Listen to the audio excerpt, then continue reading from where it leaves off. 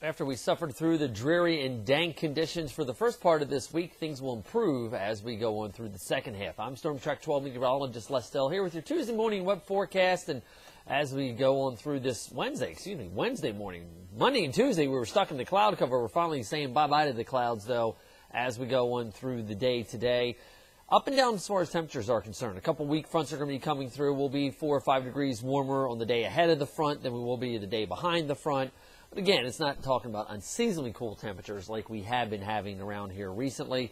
And as far as the temperatures are concerned for the weekend with the sunshine, that'll feel fairly nice out there. Great weekend in store for us here. Now, let's take a look here and see where we have been in the last 4 or 5 days. And you'll notice the steep decline, especially Monday and Tuesday. Some of the deeper inland spots, Kenansville, Greenville, Kinston, Williamston, Washington.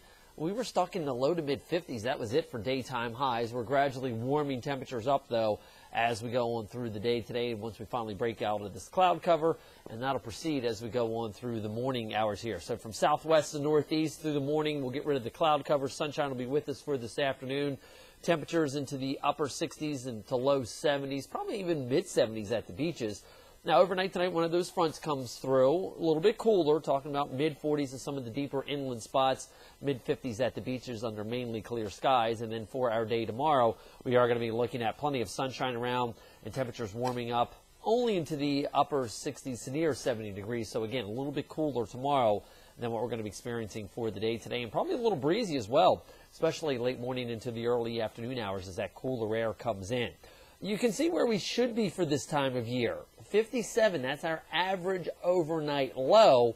And that was our daytime high yesterday. 77 is where we should be for a daytime high. And this morning's low, 56, that's close to normal.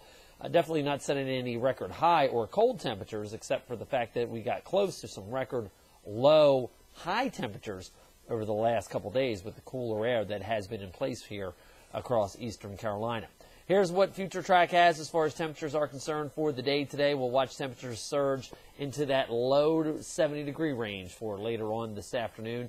Now, as we head overnight tonight, some of those deeper inland spots, maybe some lower to mid-40s, not completely out of the question the next couple nights.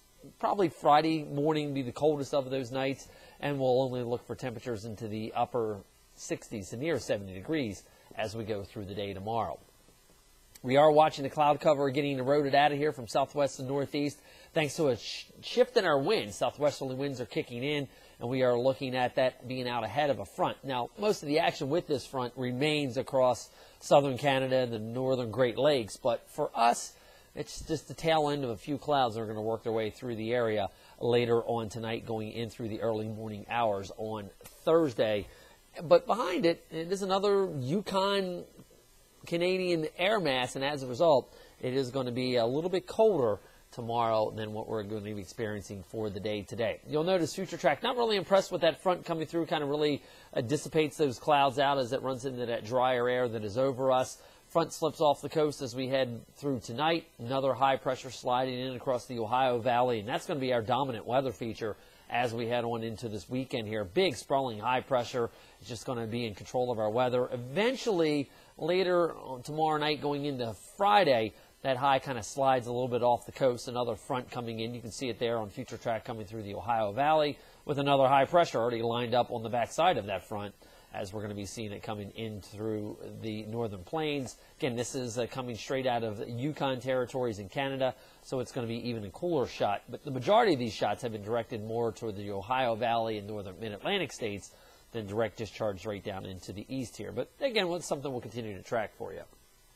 Also tracking two areas of low pressure in the tropics. One that's caught up with the front was east of the Bahamas now. It's being pushed off toward the east even more so. Not going to be a problem whatsoever. But this area down here, this one's kind of got my curiosity piqued a little bit here, an area of low pressure, a broad one at that, trying to get itself organized here. You can kind of see two convective bands kind of fighting for control here.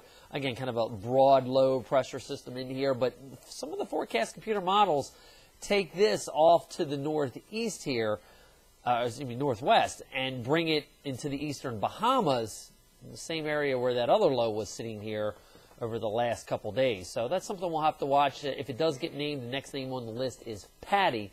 So we'll have to see if it gets named, and then if that happens, how it would affect us here in Eastern Carolina. But going by some of the old-time forecasting tricks, when you get a high pressure around Hatteras in August through October, down in the Caribbean is the place you want to watch here. So that's something I picked up in college a long time ago.